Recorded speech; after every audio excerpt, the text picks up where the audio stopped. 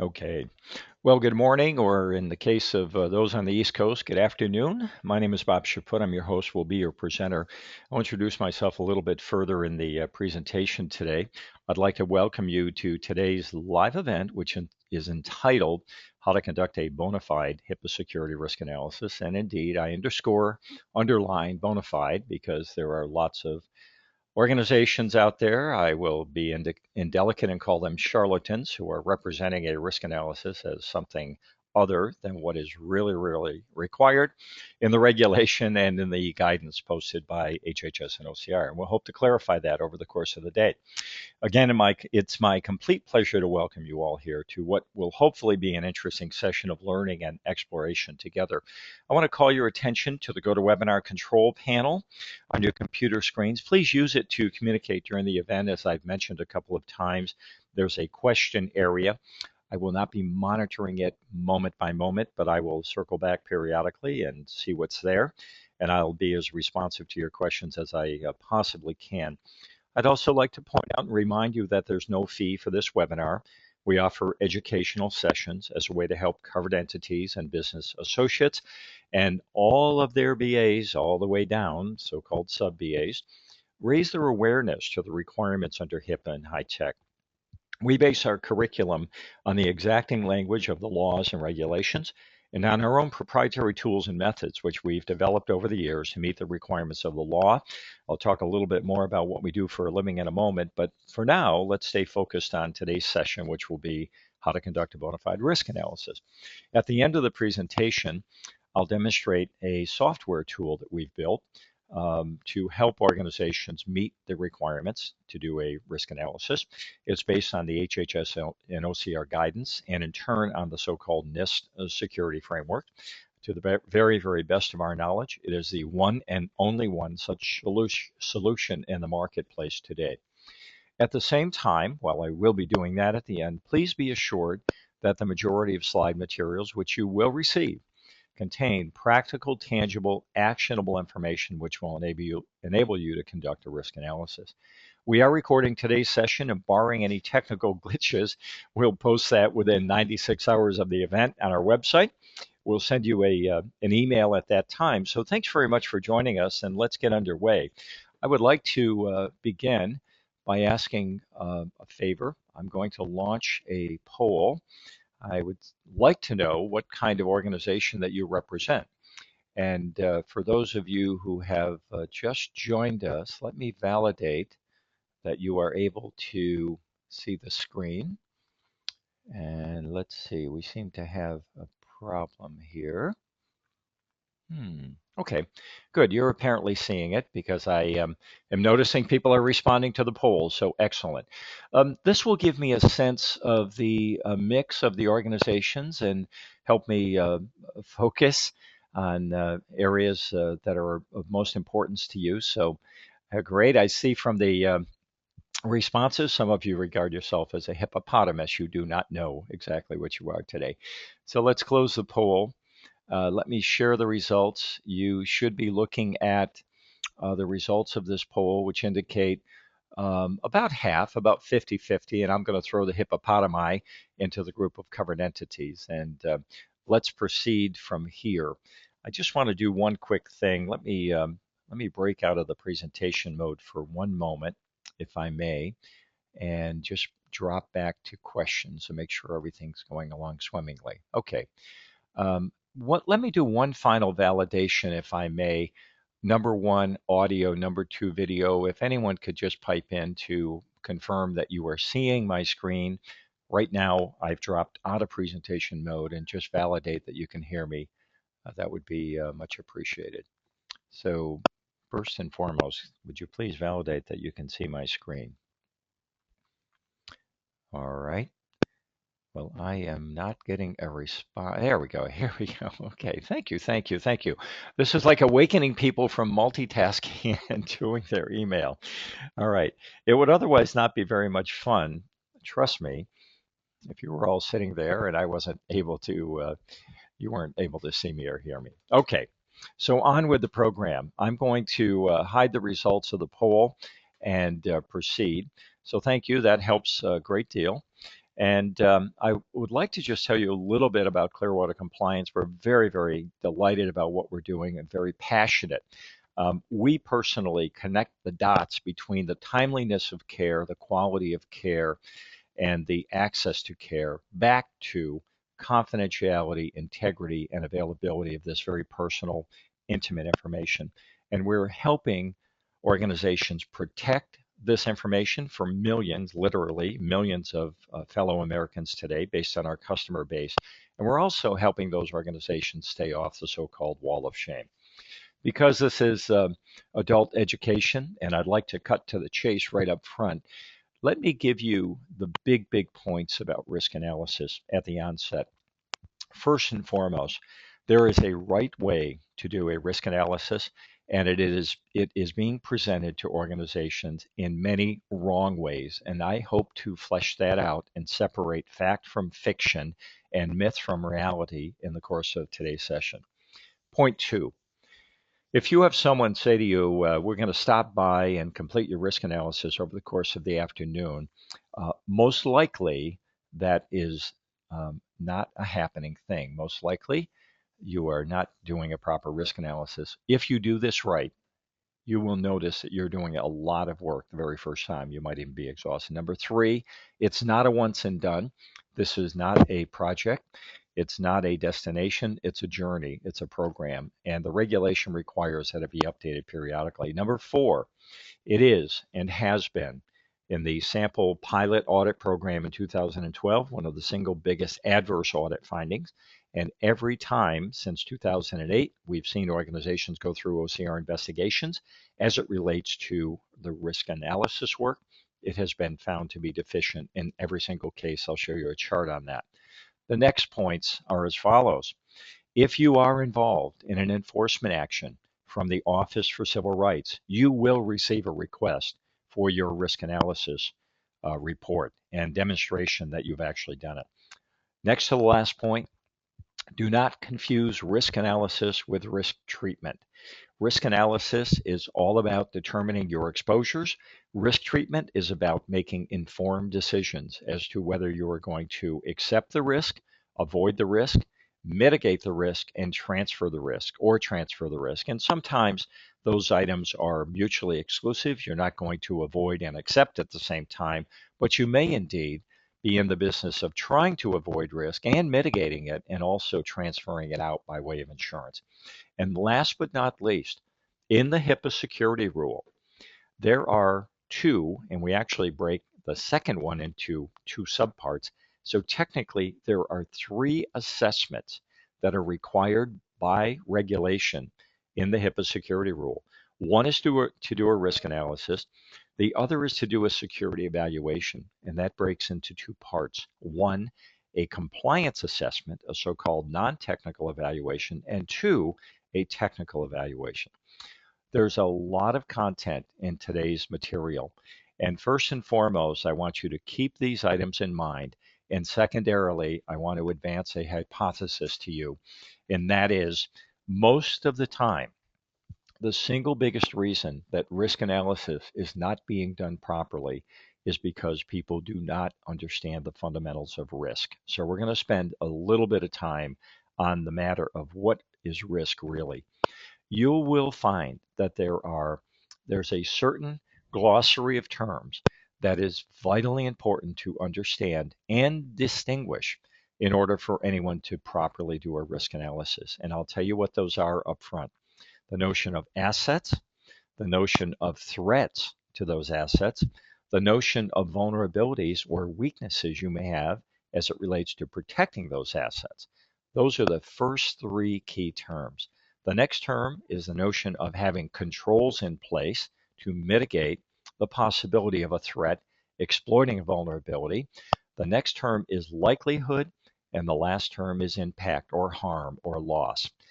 The problem is that, and I'll say this over and over again, it's my opening hypothesis, people fundamentally mess up risk analysis because they fundamentally do not understand those six terms that I mentioned. And I hope by the end of today's session, you'll have a better appreciation of them, if not fully understanding them. Our overall outline for the day is as follows as indicated. We'll talk about the problem at hand. I just alluded to it. Actions organizations need to take to wrestle down this problem to get to a point of doing a bona fide risk analysis, the results that you can expect if indeed you do it properly, and then last but not least, we'll provide some resources to you. It's a mess. It is a big problem, and it's largely because of the confusion around the terminology that I mentioned a moment ago. And I will distinguish it from the following. Don't know your exact backgrounds and fields of study, but if you're from the world of finance, I bet if we put you in a room with your colleagues in finance, you would not debate or argue over the definition of an asset, of a liability, of a balance sheet, of an income statement, of deferred income, and things like that. Similarly, if you fill the room with physicists, you will not find them arguing about the basics, such as velocity, acceleration, energy, mass, et cetera, et cetera. On the other hand, you can look at the press, you can fill the room with so-called risk experts, and you will find that they don't agree on some of these basic terms. And that is, in my opinion, the root cause of the problem. As a result of this, people calling something a threat when it's really a vulnerability, people calling something a risk when we don't even have enough information to know it's a risk, then taking their output, their findings to management. And management goes, what? We don't really believe this. How can this be true?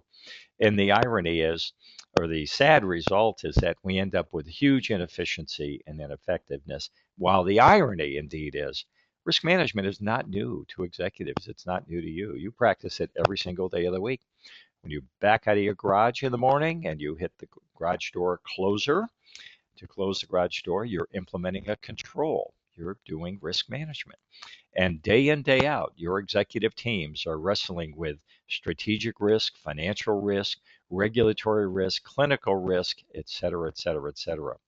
The inefficiency and the ineffectiveness manifests itself in these numbers. To date, 736 organizations have reported to the Department of Health and Human Services Office for Civil Rights that they have collectively, in concert with 167 business associates, impermissibly disclosed this very personal, intimate information of 27.9 million Americans. By the way, the business associates themselves are responsible, and I know the room, our virtual room, is filled with half business associates. Folks, you have teamed up to impermissibly disclose the records of 12.9 million Americans. And by the way, I don't know if any of you are here, and I don't mean to be indelicate, but you come from organizations like IBM Global Services, Towers Watson, various and sundry health plans, KPMG, SAIC, a highly reputable government contractor for many, many years, et cetera, et cetera. The point being that even big, smart businesses don't know how to manage risk very well and are causing these problems. I have a little test here, and this is heads up. If you're multitasking and doing your emails, this is the audience participation part of the program. I'm going to display to you 5 images. Let me bring them up in turn. I have a bald tire in image number 1, upper left. I've taken the bald tire and I've turned it into a tire tree swing in image number 2. I now have a photograph or an image of frayed rope. I have an image of a tire swing hanging over a precipice, a cliff on the raging Rogue River in southern Oregon. Beautiful river in case you've never been there. And finally, in image number 5, I have a child enjoying this delightful tire swing that I've built with this ball tire. So here's my polling question to you. As you look at those images, high, medium, low, or no risk, I'm going to, when we do this with live audiences, we pause and we look at one image at a time and we go through the following exercise. And it is as follows. Here is the question that I'm asking you to answer. In any image, what is the greatest amount of risk that you see? So let me bring the poll forward and launch it. Once again, the question is, what is the most risk that you have observed in looking at these images? The votes are coming in, and we're seeing votes for high risk, medium risk. We're seeing votes for no risk. And we're seeing so far no one voting for low risk. So this is good. We have about 70% of the voting in. And we obviously have people on conference calls in other GoToMeeting sessions or multitasking. So we'll respect that, your non-participation. We're not keeping score. So let me pause it at this and show you the results of the poll. A relatively small number of individuals identified low risk, double that amount, numbering 14%, identified no risk at all, and the majority of people saw medium or high risk in these images. And here's the punchline. Sorry to have set the stage for this. There is absolutely unequivocally no risk in any of these images. And you might say, well, wait a minute, what about that frayed rope? Does that represent risk? No, not yet. We don't know enough information. What about the tire swing hanging over the Rogue River? Doesn't that represent risk? No, ladies and gentlemen, unfortunately, it does not. In order to have risk, you need to have the possibility, if not the likelihood, of loss or harm. In any of these photographs, where is there a possibility of loss or harm? If this particular image with the tire tree swing hanging over the Rogue River, let's say the wind comes along and there's a branch that's semi-rotten, I'm making stuff up, and the tire goes careening into the raging Rogue River, who cares? It's an old bald tire. And someone might say, well, wait a minute, there's a bald tire. Well, sure, there's a bald tire. We don't know anything else about it. The bottom line is that you cannot tell if there is risk until or unless you consider several factors and until or unless you actually do some work to derive and determine whether or not there's risk. So here's the story. When it comes to determining risk, you need to have several key ingredients. You need to have an asset. You need to have a threat to that asset. You need to have a vulnerability. You need to examine what controls you may have in place. You need to examine the likelihood of a bad thing happening, given all of the above, and were it to happen, the impact. Then and only then can you determine risk. So you might look at these images now in a different light and say, well, what are they then? Well, I don't know. At a certain point in time, the bald tire might have been an asset. Today, I don't know. If I saw it mounted on a car, I might call it a weakness. In and of itself, a vulnerability, that is, it's not a threat. We don't have enough information, and it's certainly not a control. The tire swing in the backyard, well, what is it? I guess if you have a pretty sharp Century 21 salesperson, they might convince a buyer of your home that you have this beautiful asset in the backyard, a veritable child's playground heaven with this tire swing. Other than that, it's none of the above, and that's a stretch. What do we have over here? In this image, we actually potentially have a vulnerability, but I don't know anything else about it. Frayed rope certainly looks like a weakness, and that is by definition a vulnerability. Let's go on. What about the tire swing hanging over the Rogue River? At best, somebody might call it an asset. Most people would say stay away from it. But in and of itself, it's none of the above, including it's not a risk. And last but not least, the one image that it does not, may represent risk is in the very last photograph involving the child. We probably don't go around calling our children assets, but here's a key point about risk, and I'll say it again in a moment. Until there is significant threat, until there is a possibility of loss or harm, there is not going to be a risk. Only if and only if there's a possibility of loss or harm are we going to have risk. Because I have a child there, there's a potential, if there indeed were frayed rope, I don't know, I made that up in one image, I didn't connect the dots, there may or may not be risk here. What's the real problem we're trying to solve? Part of the problem is people don't understand those fundamentals. The other real problem is that you will be subjected, if you are part of an OCR enforcement action, you will be asked for your risk analysis over and over and over again. We've worked now with 20 different organizations that have gone through either an audit or an investigation, and you can be sure in an OCR audit, which they're going to resume in 2014, we're going to see that again. Furthermore, another way to think about the problem, I referred earlier to the fact that quite a number of organizations since 2009 have gone through OCR enforcement actions that have resulted in a resolution agreement and a so-called corrective action plan. On the far left-hand side is a list of all the items for which they were found to be deficient that became part of their corrective action plan. In case you are not familiar with some of these numbers, let me give you an orientation. They tally up to a little bit over $13 million. They are all negotiated settlement amounts. They do not represent fines or penalties from the Office for Civil Rights. They do not represent OCR invoking the civil monetary penalty system. They involve a negotiated settlement amount. We work with Idaho State University. Their HIPAA privacy official is a member of our boot camp faculty.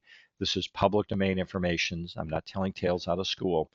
Had the civil monetary penalty system been invoked, in the case of Idaho State University, this negotiated amount would have been roughly $4 million, $3.9 million. The point is to say, I'm under the banner of, so what's the problem? This ultimately is what's going to turn out to be the problem.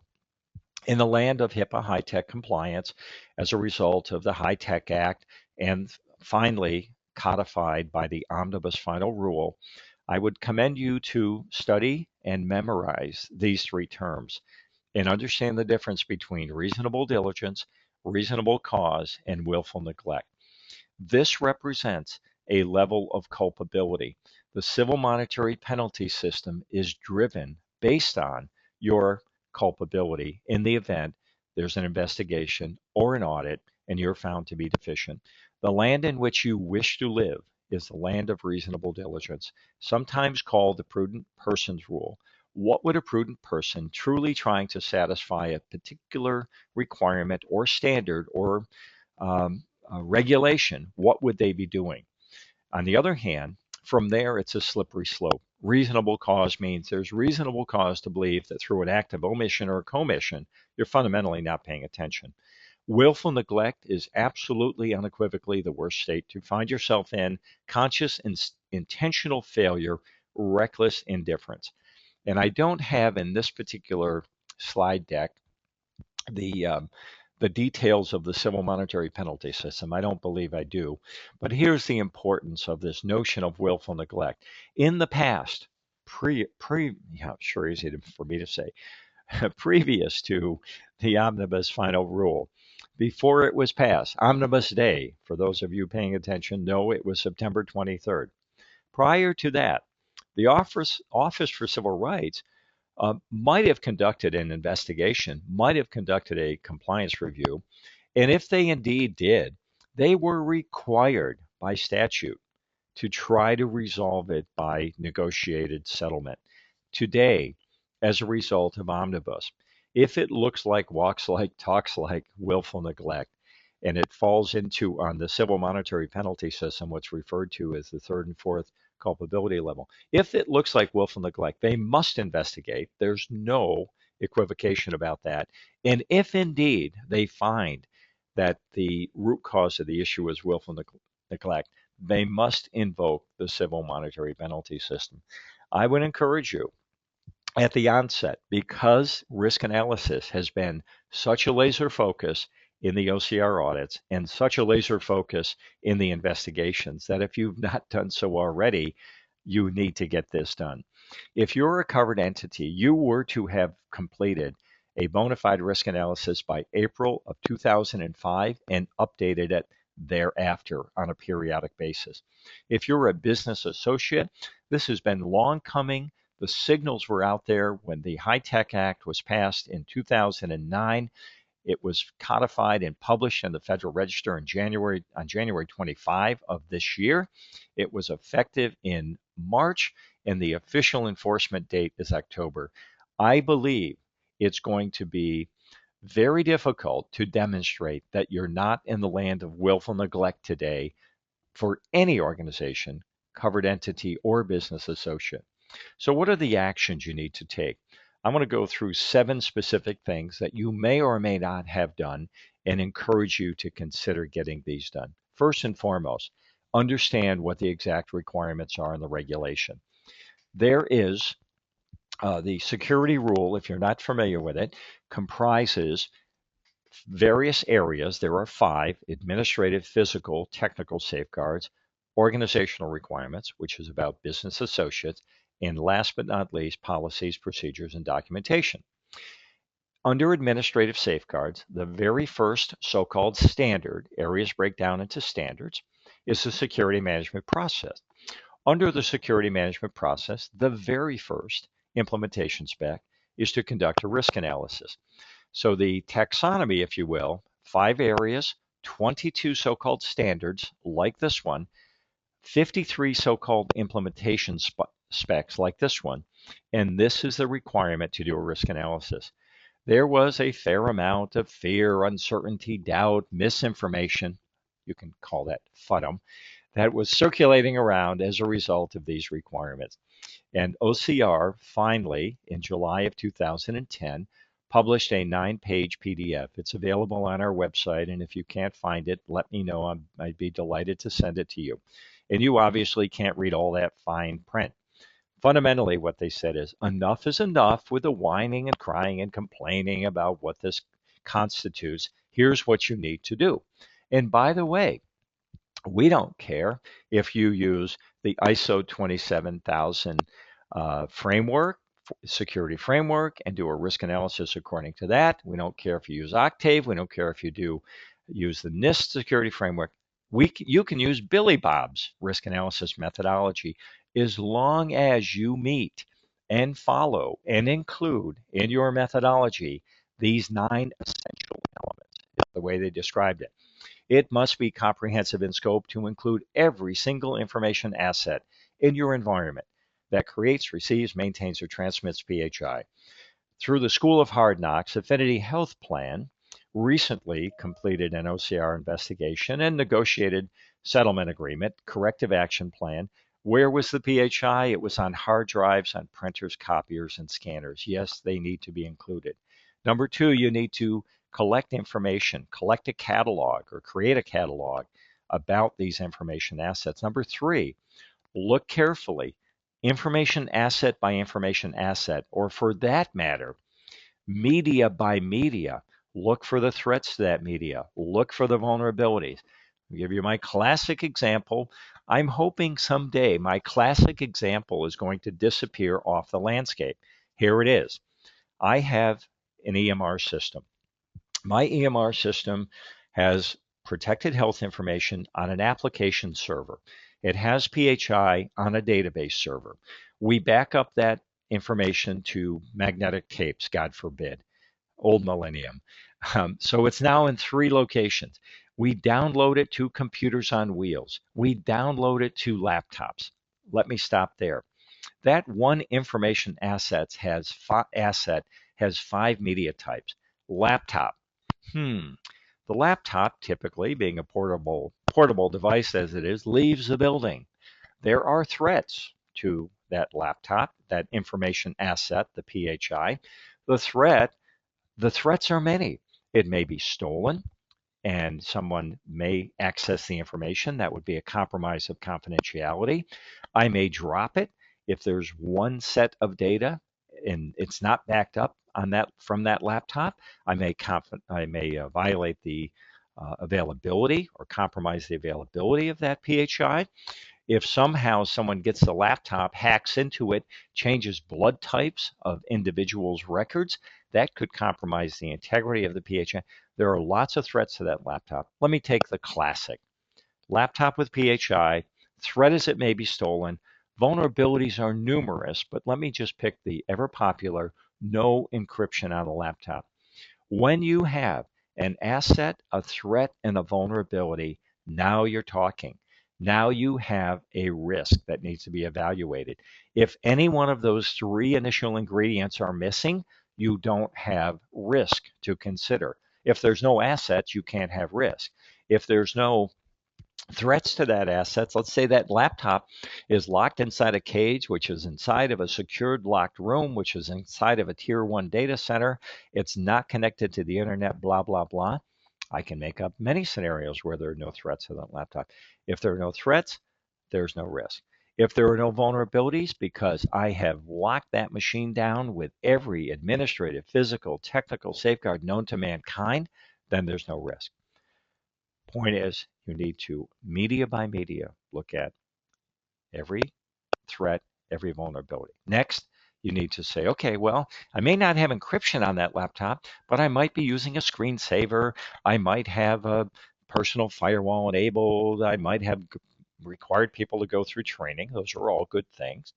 They may serve to mitigate certain risk.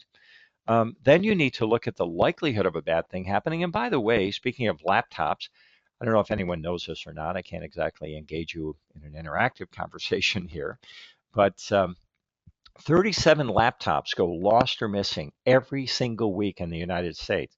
So if you and I are having a conversation about the possibility of a thief stealing a laptop, my opening bid on likelihood is going to be high.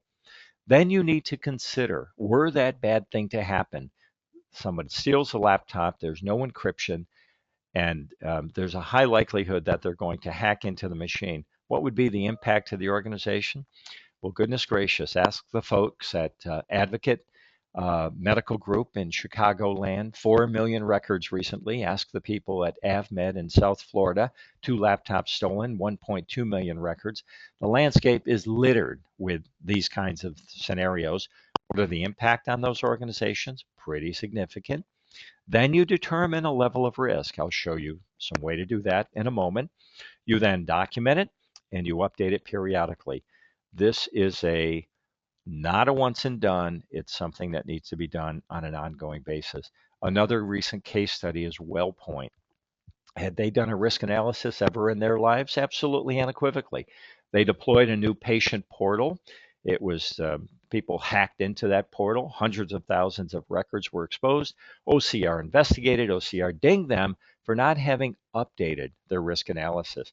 Conventional wisdom is do your risk analysis at least once a year and more frequently than that if you have major changes that occur in your environment. New information technology systems, organizational changes, merger and acquisition, et cetera, et cetera, et cetera. Major operational, take on a new line of business. You should do a risk analysis at least once a year and possibly more frequently. So we're ending on action one. This is what you need to do as a first step. Understand what's required. Second step, learn some of this terminology I mentioned before. Remember, we looked at those images and you all did what human beings do. You made stuff up. You probably placed that bald tire on a car. You probably pictured somebody climbing off on that on the limb of that tree with the tire swing over the Rogue River and shimmying down and swinging around down it. You probably envisioned the poor child, the frayed rope. This don't make things up. Number two, the terms and definition stuff we're going to get into. Number three, fundamental maxim of risk analysis.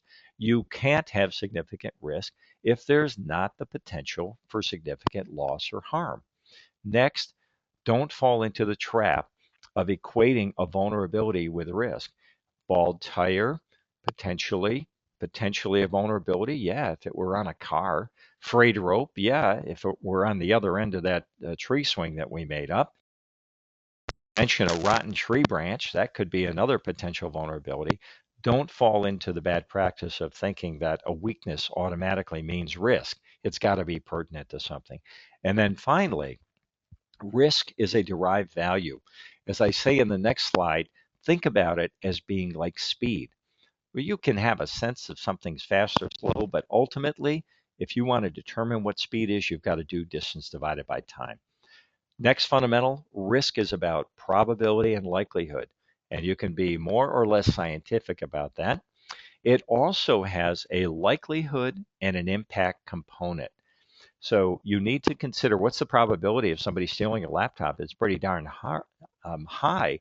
If, on the other hand, you just bought that laptop and there's nothing on it yet at all except the operating system and some software product, what would be the impact? Well, $4,000 or $5,000, whatever the laptop costs, depending if you bought a Mac.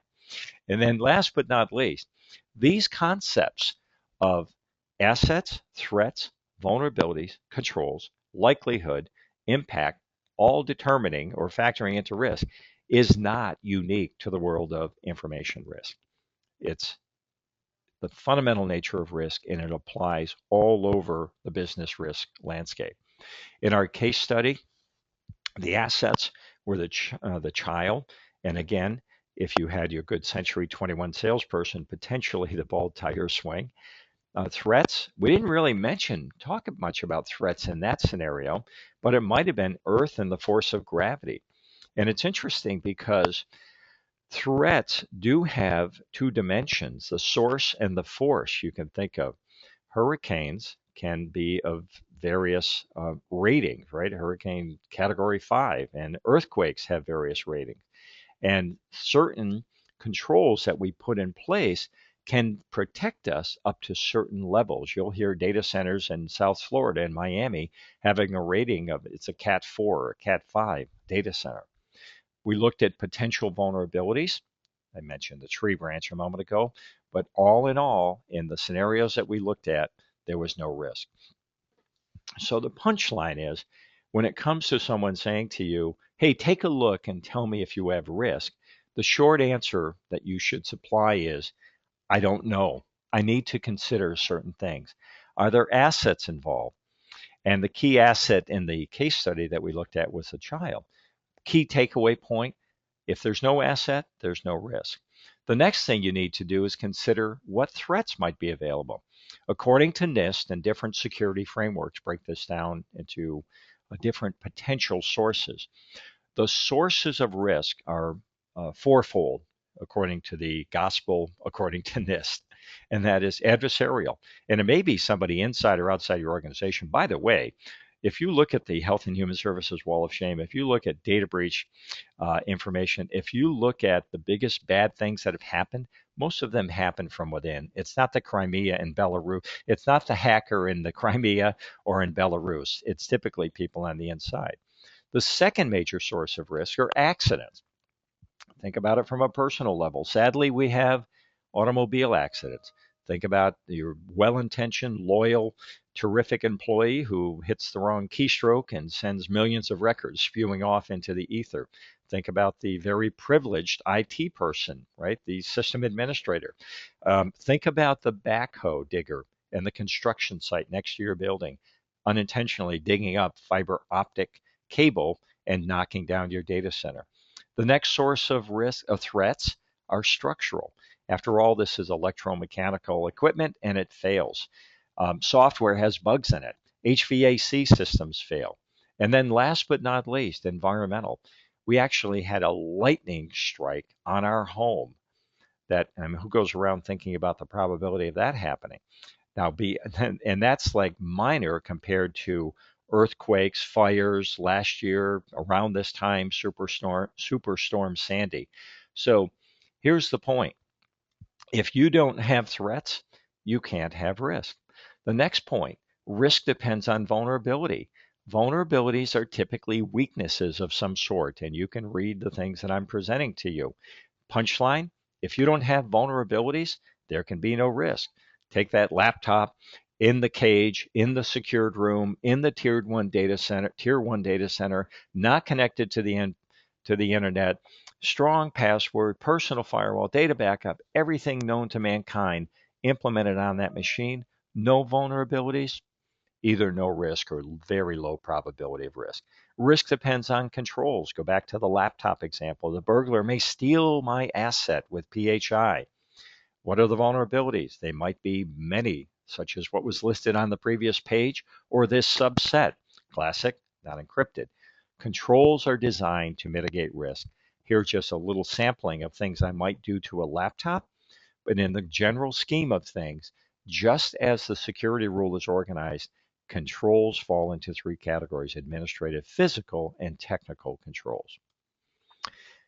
Think about controls as being the kinds of things that you may implement to help mitigate risk. And by the way, you can implement brilliant controls and still have risk. Sad case, our friends at Idaho State University.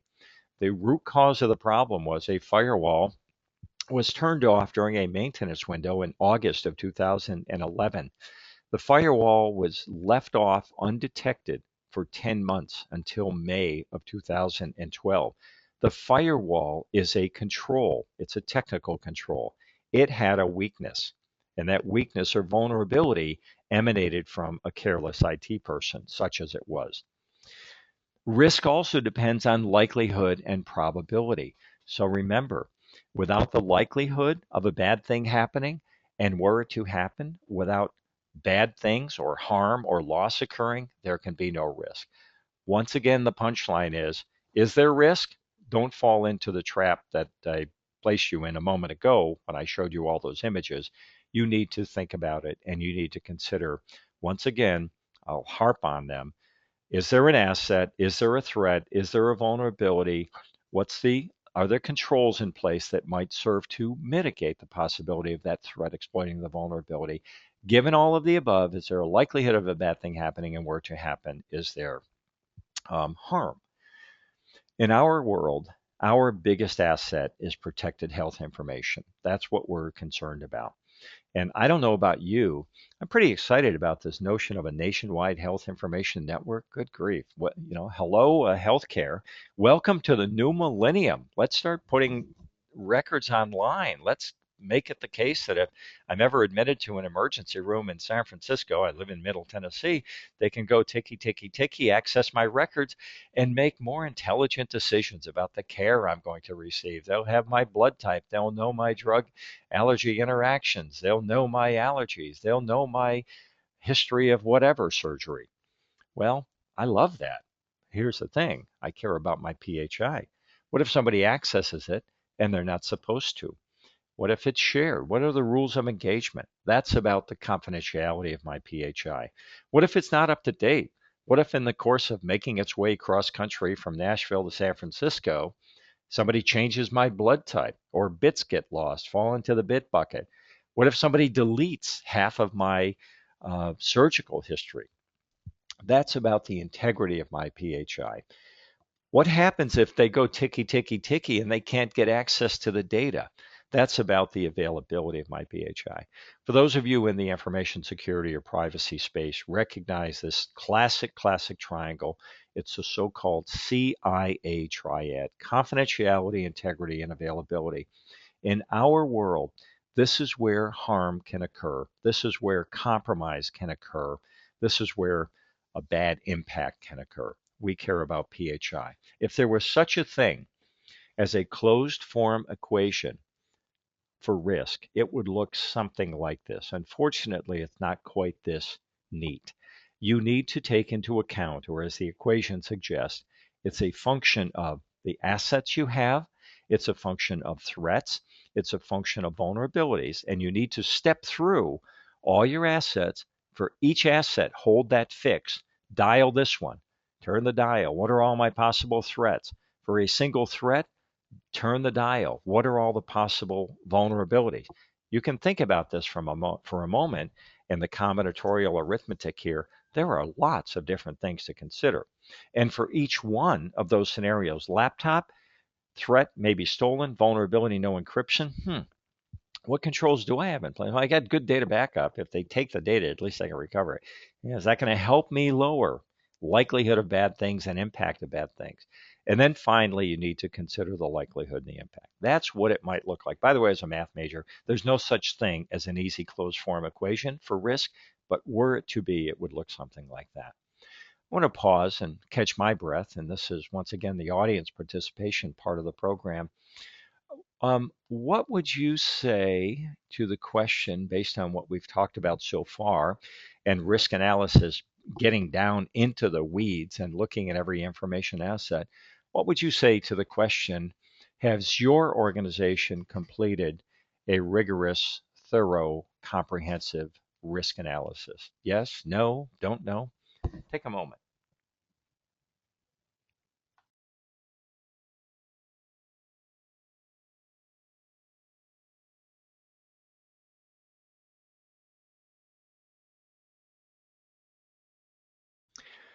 Okay, well, we have about the same percentage of response. So let me close the poll, share the results. These results might be from the chapter called If Misery Likes Company. Some number of you are highly confident that you've done a bona fide risk analysis. That's great. Congratulations. Others of you are not certain. So let's go on then and talk further about this. Where I want to go next is to make an important point, and I alluded to this earlier on. Inside the security rule, there are really two, and I'm going to say arguably three different kinds of assessments that you need to do. We looked earlier at the risk analysis. That is an implementation spec as part of the security management standard. Later on, a standard under the administrative safeguards calls for organizations to perform a technical and non-technical evaluation. This is where these two break down. And I just want you to be aware that these two things are not the same. If you really want to be thorough and rigorous about this, think about three things you need to do. Number one, you need to assess your compliance with the regulation. 22 standards, 53 implementation specs. Do I have policies and procedures in place? Am I enforcing, following them, or do I have a big paper tiger? And am I doing something reasonable and appropriate? Number two, I need to do a risk analysis, the subject of today's webinar. Number three, I need to have in place ongoing technical evaluation and audit mechanisms. And this is what involves penetration testing, vulnerability scans, social engineering testing, et cetera. Our focus, of course, today is risk analysis, but I wanted to importantly place it in context. Number four, be aware of what a risk analysis is not.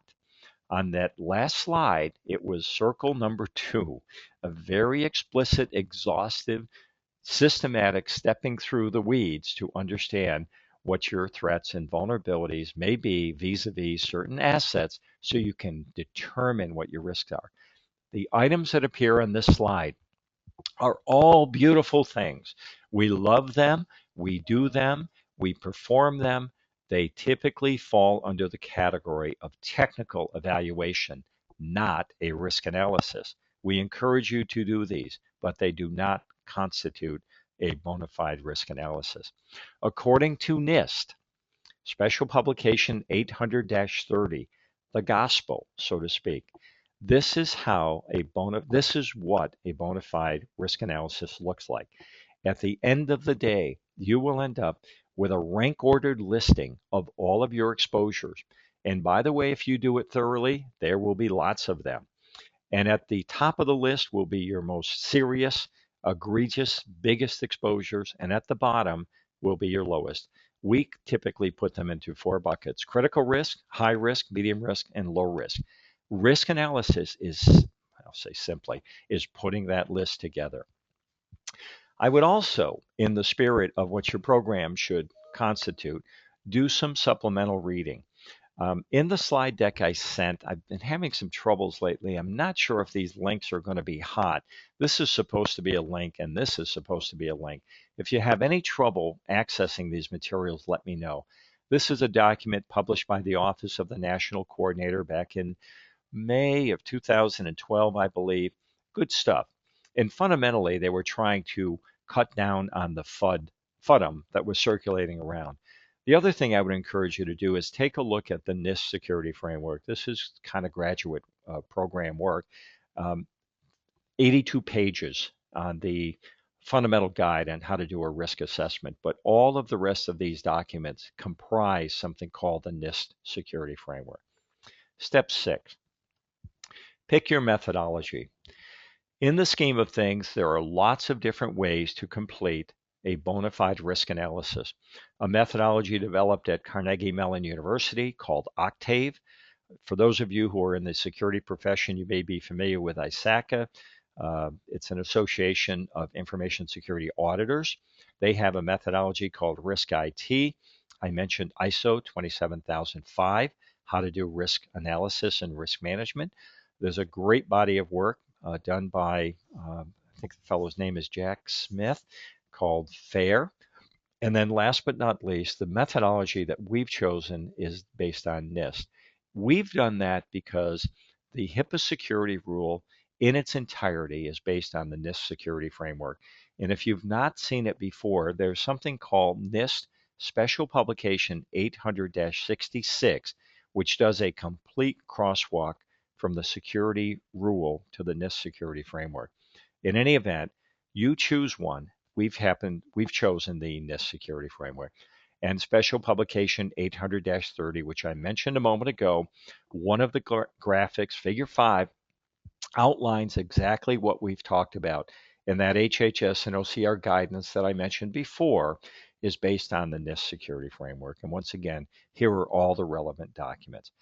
If you want to put on your game face, you want to put on your headset and start to think like a risk analyst, you need to think about your assets and then what are the threats that may exploit weaknesses that I have that otherwise I should have controls in place to protect my assets and can cause bad things to happen.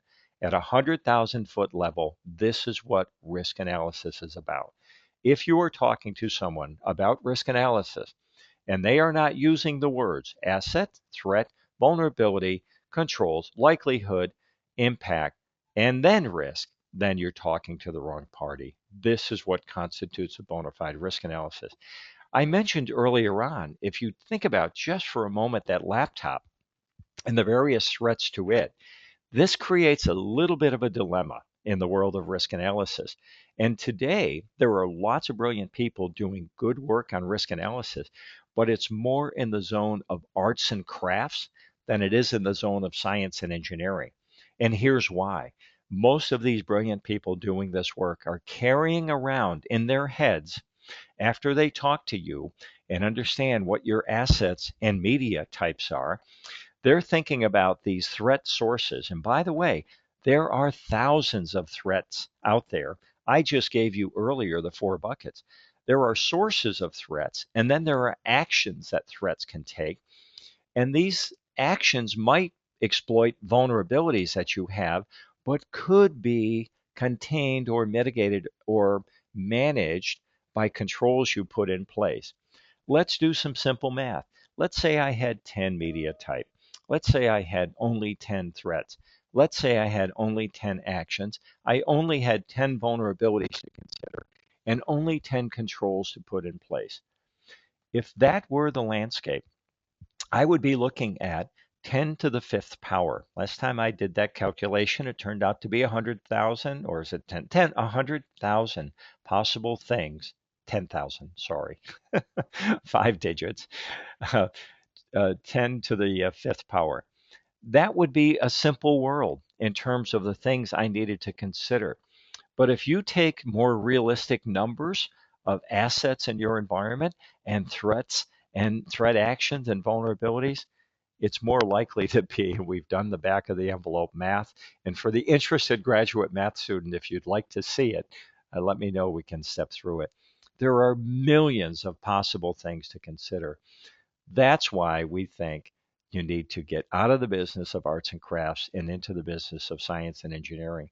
So, what you need to do is figure out a way to get an inventory of all your information assets, understand at a very detailed level all the threats and vulnerabilities, look at controls that you have in place, consider the likelihood of bad things happening and what the impact would be if they were to happen, and document all this. Now, in this great graphic, I've grossly oversimplified the world. Here's what a bona fide risk analysis would look like. It would have you, and as I mentioned at the beginning, at the onset of the presentation, I referred to some tools that we've developed. We have taken NIST Special Publication 800-30 and we have automated that entire workflow in a tool called HIPAA Security Risk Analysis. It's a cloud-based application that is highly secure. We eat our own cooking and practice what we preach, but fundamentally takes you through those 9 steps that HHS and OCR has guided around and automates Special Publication 800-30. The first thing that one does is to create an information asset inventory. Next, one breaks the information asset inventory down into all the media that need to be examined. As an example, I referred to the laptop case. When we look at a laptop, We look at threat agents, threat actions, and vulnerabilities that in the total end up comprising over 100 different scenarios of threat vulnerability combinations to consider. And what we've done from a controls point of view, we've relied on a set of controls published by NIST in 800-53.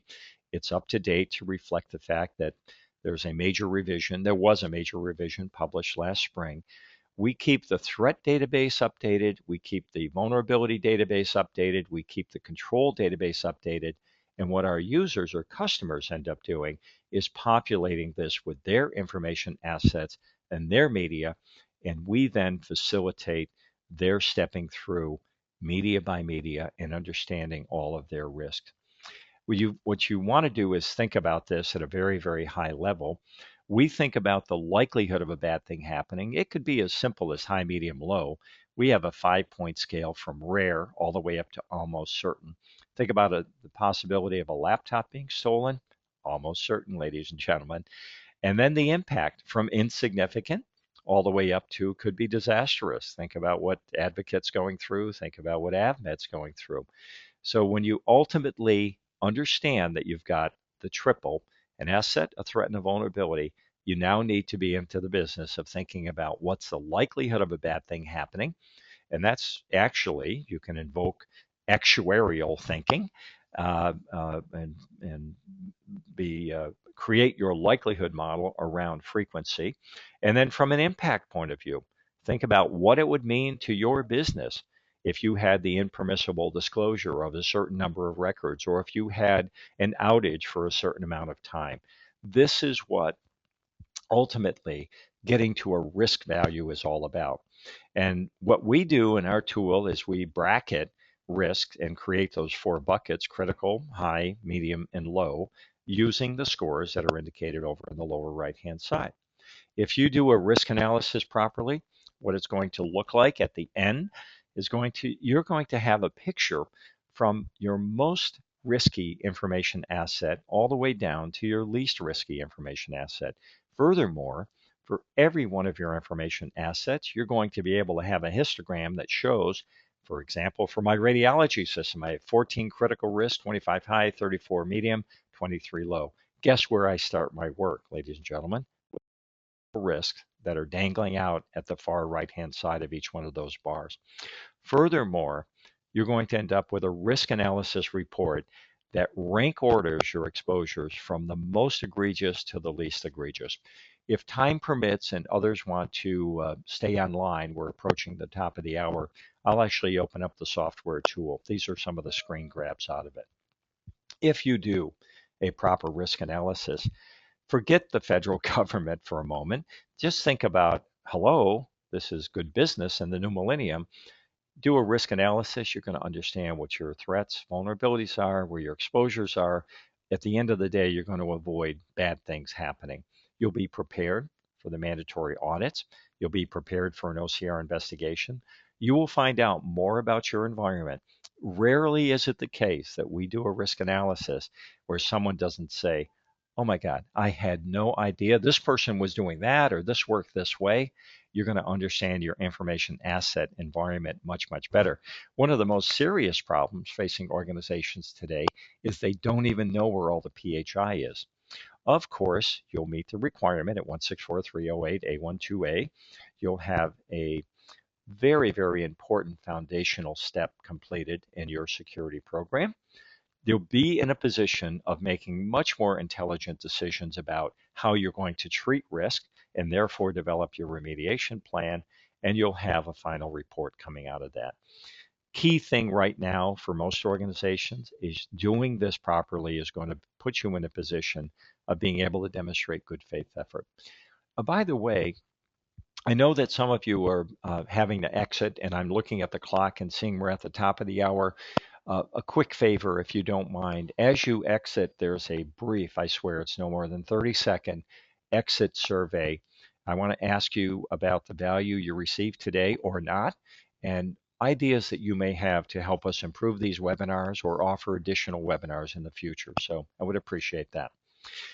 Some resources I want to make available to you. Of course, if you're interested in automating your process, if you want to bring order, process, discipline to what you're doing, or said another way, move out of the world of arts and crafts into the world of science and engineering, please let me know.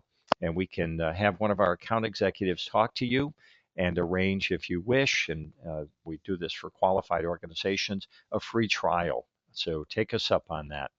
And once again, from a resource point of view, there's a guided tour of the risk analysis software. I apologize, this note is a little bit out of date, but we do regular live guided tours of the software as well. If you're in the business of looking around for a vendor, a solution, we not only provide the software, we do consulting, but use this as a free resource. We've developed a 30-question buyer's guide. You could use this as part of your RFP in choosing a vendor, and it will separate the wheat from the chaff, I guarantee you.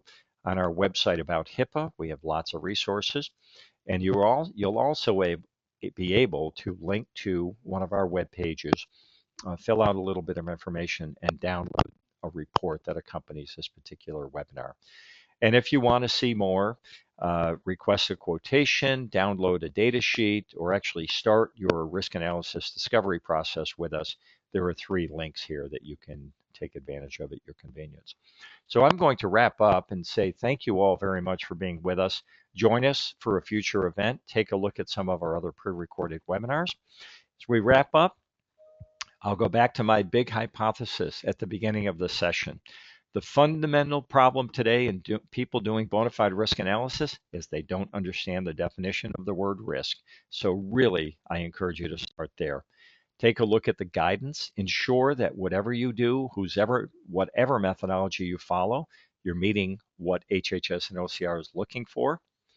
And by the way, if you're talking to somebody about this and their words are not assets, threats, vulnerabilities, controls, likelihood, impact, and then risk, run for the hills. I think you're probably talking to someone who doesn't know about which they speak.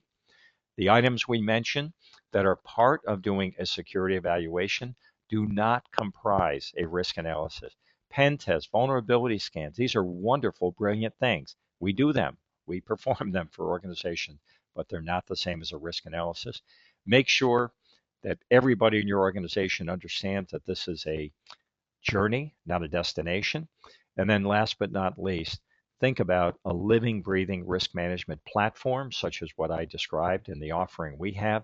Be very, very careful of somebody who's going to come in, spend a lot of time with you, and then deliver dead on arrival PDF reports. Your threat landscape is changing minute by minute, if not hour by hour, day by day. So be on the lookout and be on the alert for something that's going to be dead on arrival as soon as you receive it. Wrapping up, thank you very much for joining us. Today's live event is now concluded. I'm going to swing over and see if I can find the question board and answer questions for as long as any of you may wish to. Okay, so I have one very, very profound question, and that is, will the slides be available to us? Yes, Karen, thanks for asking that and reminding me. If you check at the very beginning of the question area, the GoToWebinar control panel, there's a URL, so you can grab these questions right away. I'm sorry, not questions, grab the slides. And also in the chat area on the GoToWebinar control panel, you can grab that information as well. What other questions do you have? We still have quite a number of folks online. You're really letting me off the hook very easy here. I appreciate that, but gosh, I'm waiting for some tough questions, and I don't have any yet. Wow. Okay. Let me do the following real quick. This may drive you off the air. Let me open up the software. Um, As I mentioned before, this is web-based software. I have logged in to the risk analysis product. We have a product that facilitates the security evaluation as well as a privacy assessment, but focused on the risk analysis. I'll do the old Stephen Covey and routine and do the following, which is begin with the end in mind. I have gone to my risk rating report and I'm going to display all of the risks that I've identified in the course of doing my risk analysis. What I have here is my risk rating report, all of my media, all the assets, the threat agent, threat action, vulnerabilities, the ratings that I provided, likelihood and impact, and ultimately my risk rating.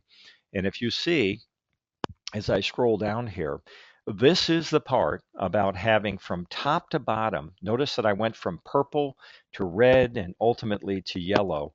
This is, at the end of the day, ladies and gentlemen, what you want. This is your demonstration and your evidence that you've done a bona fide risk analysis report. Now, there are lots of other things. How did we get to the risk analysis report? We built our information asset inventory.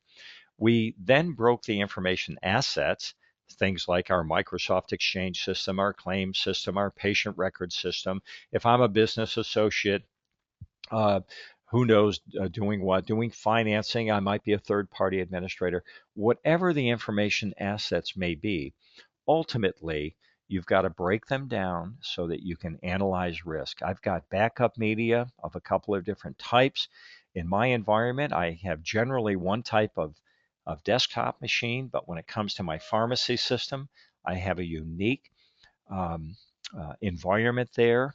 And as a consequence of that, I have a unique desktop that has a different threat landscape. I've got disk arrays, I've got laptops to analyze. Just by way of quick example, if I go into the server related to the patient data warehouse, I want to give you an illustration, a more living, breathing of what I mentioned before. Let me try to make the screen just a little bit bigger here. I'm looking at a server that is the dedicated server for my patient data warehouse. I'm going to step through a series of threat agents, such as a careless IT person insecurely configuring the system, exploiting the fact that I might have vulnerabilities in my system configuration.